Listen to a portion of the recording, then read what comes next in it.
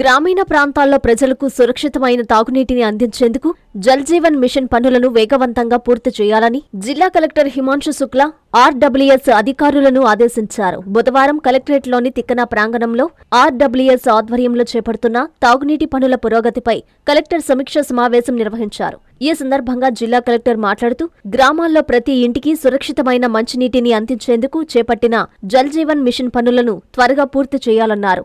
జిల్లా పరిషత్ నుంచి 15వ ఆర్థిక సంఘం నిధుల ద్వారా మంజూరైన వివిధ పనులను సకాలంలో పూర్తి చేయాలన్నారు. మే నెల 15 లోపు అన్ని పెండింగ్ పనులను పూర్తి చేయాలని ఆదేశించారు.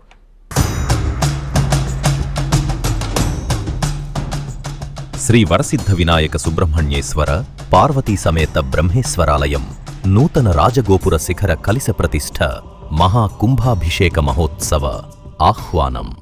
నారాయణ ఇంజనీరింగ్ కాలేజీ ప్రక్కన, హరినాథపురం, నెల్లూరు. ఏప్రిల్ 10వ తేదీ నుండి 12వ తేదీ వరకు మహావైభవంగా జరుగును. శ్రీ శ్రీ శ్రీ శంకర విజయేంద్ర సరస్వతి మహాస్వామివారి ఉత్తరాధికారి శ్రీ శ్రీ శ్రీ శ్రీ సత్యచంద్ర శేఖరేంద్ర సరస్వతి స్వామివారి దివ్యాశీస్సులతో ప్రతిష్ఠా కార్యక్రమం ఏప్రిల్ 12వ తేదీ ఉదయం 6 గంటల నుండి 7 గంటల 41 నిమిషాలలోగా శ్రీ వరసిద్ధ వినాయక సుబ్రహ్మణ్యేశ్వర పార్వతీ సమేత బ్రహ్మేశ్వరాలయం నూతన రాజగోపుర శిఖర కలిశ ప్రతిష్ఠ మహా కుంభాభిషేకం.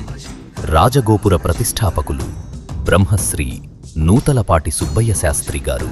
కావున 50 మంది భక్త మహాశయులు శ్రీ స్వామివారి మహాకుంభాభిషేక మహోత్సవంలో పాల్గొని తీర్థప్రసాదములు స్వీకరించి స్వామివారి కృపకు పాత్రులు కాగలరని కోరుచున్నాము.